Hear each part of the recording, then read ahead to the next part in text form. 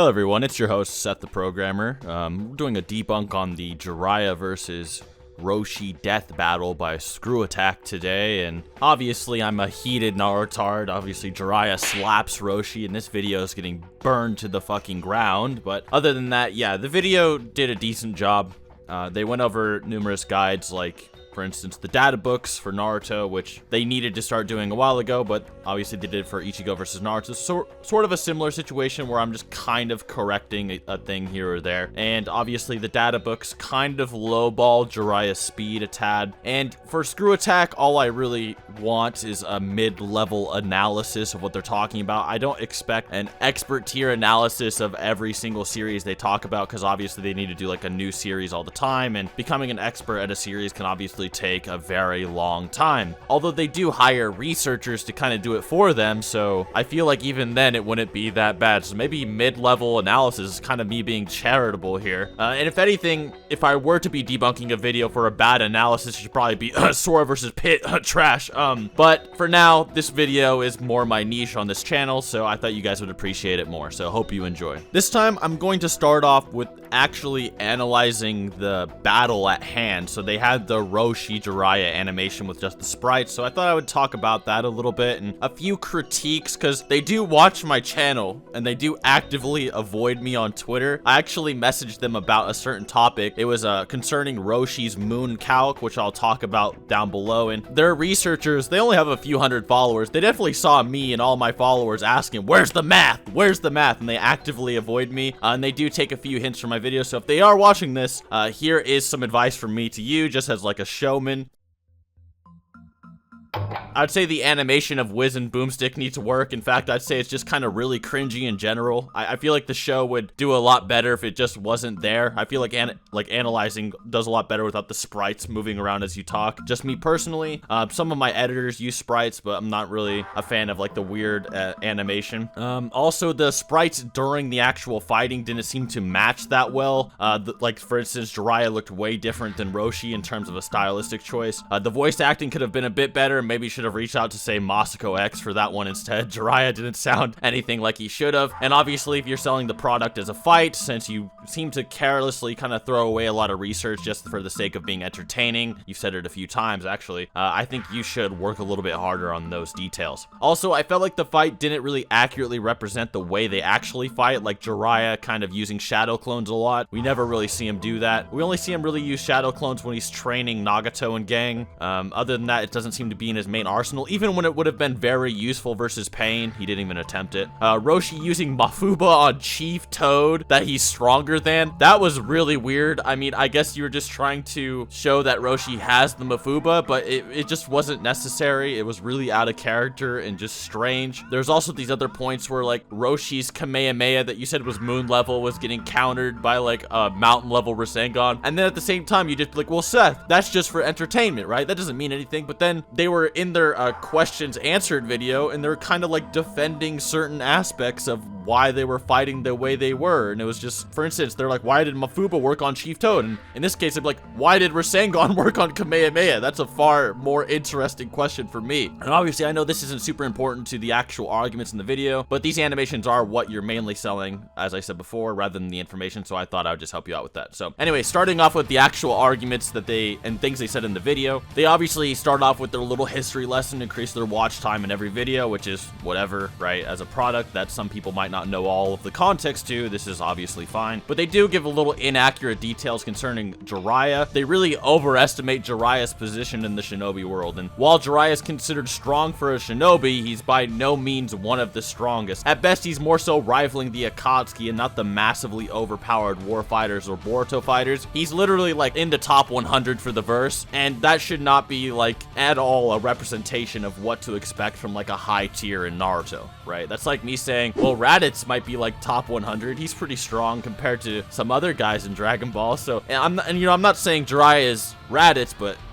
Jiraiya is Raditz, right? Like, they're just like these off mid-tier characters at best. They shouldn't be considered that powerful. They also try to say that Jiraiya, and I directly quote, defeated Orochimaru, Itachi, Kisame, and 3 paths of pain. Big yikes. If anything, it's implied Jiraiya couldn't stop Orochimaru when they were younger, and Jiraiya sort of lost to armless Orochimaru when he only had 30% of his power due to being poisoned by Tsunade. So I have no idea when he ever copped the W on Orochimaru and anything but maybe like their philosophical struggle later on after he was already dead, but that is not at all what they were talking about. And obviously Jiraiya never defeated Itachi and Kisame. We learned later on that Itachi never wanted to fight Jiraiya as he was actually loyal to the Leaf the entire time. It's also stated numerous times that Itachi is more powerful than Orochimaru, and Orochimaru in the data book that you guys use is stated equal to Jiraiya. So for those of you that do joke battles though and use things like ScrewAttack Goku and such, Jiraiya being greater than Itachi plus Kisame and countering the moon level Kamehameha with the Rasengan is obviously a great feat as declared by the lords themselves. So in the video they say Jiraiya is a mountain buster due to the guide that he can carve away mountains. Now scaling to other characters like Anoki and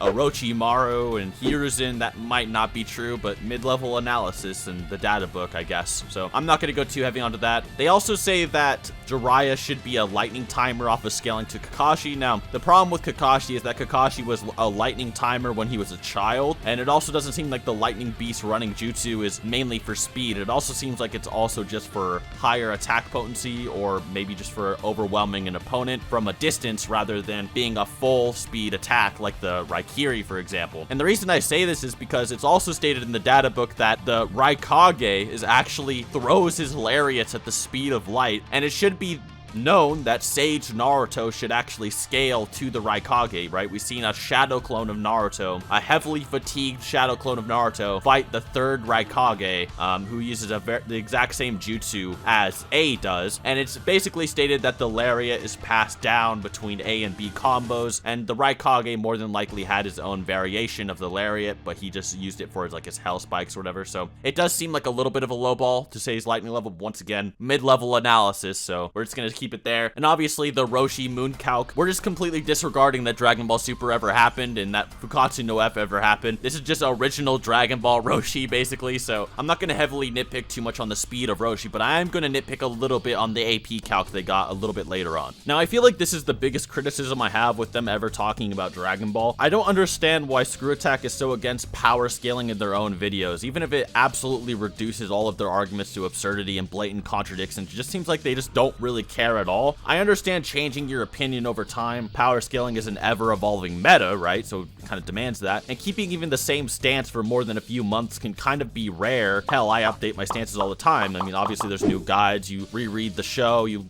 notice a few more details here or there that can change everything. But ScrewAttack doesn't seem to ever acknowledge this. They seem to think all of their videos and their info are perpetual. If this is untrue, I'd love to hear a statement that they think their older Dragon Ball scales are somehow wrong. Otherwise, it reduces to what I'm about to show you guys now. ScrewAttack End of Series Goku, end of series, by the way, end of Z, has a speed of 640,000 kilometers per hour in base. The 64 million on their video is actually a typo. Roshi's Kamehameha was stated by ScrewAttack to be 57 million miles per hour, or 91 million kilometers per hour, which is about 140 times faster than base Goku in original Dragon Ball, let alone End of Z. Roshi also has an attack potency of 3 octillion tons, which is over 300 times what ScrewAttack had for base Goku. This means that Roshi from original Dragon Ball would completely manhandle Super Saiyan 2 Goku. They also gave Android 18 a corrected speed in their comments of around 15 million miles per hour or so you can definitely see why their videos don't really scale that appropriately to each other. Also, recently they've started using data books and stated Roshi busting the moon wasn't an outlier, so does that mean they'll use the Daizenshu episode guide saying original Dragon Ball Goku can bust the moon as well? There's a lot of questions here for their scaling in the future. Their calc for the moon bust is also way too high with an astonishing 3 octillion tons of TNT. I really hope that's not like a UK octillion, by the way. I don't think they understand how high that really is. Now, I did tweet at these guys about their math being hella sus and they never answered. So if they do watch this, I'd love to see whatever math they used or admit they made a bit of a typo here. Destroying celestial bodies such as planets or moons, usually it is scaled via how much energy it would require to destroy or fragment said body beyond its gravitational binding energy, or GBE for short. In this situation, GBE is basically just the amount of energy you'll have to overcome to destroy the planet, so it doesn't just suck itself back together and you can actually like push it apart and fragment it, whatever. You can calculate GBE using formulas that use inverse square law, such as 3 times gravitational constant by mass squared in kilograms divided by 5 times radius in meters. Using this formula, Jupiter's mass equals 1.898 times 10 to the 27th kilograms, radius of 69,911,000 meters, you'd reach around 2.063 times 10 to the 36 joules. And as a reminder, the calculation ScrewAttack got for simply destroying the moon was over 10 to the 37th joules, and the amount to normally moon bust being around the 10 to the 27th range. ScrewAttack has said a few times that they don't really care all too much for calculations if the scenario doesn't call for it, so maybe they just figured Roshi versus Jiraiya was such a mismatch that they didn't double check, and it just seems weird that they're okay with putting faulty calculations in their video if they don't have to. I mean, doesn't it just seem like, okay, well, say someone watches your video and they learn a minor detail, right? So like, say the moon bust, for example. What if they're not just learning about the moon bust just for debunking Jiraiya stands or something? What if they just want to know how much force it takes to destroy the moon, and they spread it to one person, that guy spreads it to the next, and now everyone thinks 3 octillion joules destroys the moon? I mean, it does, but it also destroys almost Jupiter, apparently. So it is a little bit of a weird calculation. Also, the videos seem to be using possibly Dragon Ball Super Roshi, and if that's the case, that's a whole other can of worms we're opening. Like, there is so much other scaling that needs to be thrown in here, like Roshi fighting the actual Tournament of Power fighters, bodying Tien when he was controlled by a tag.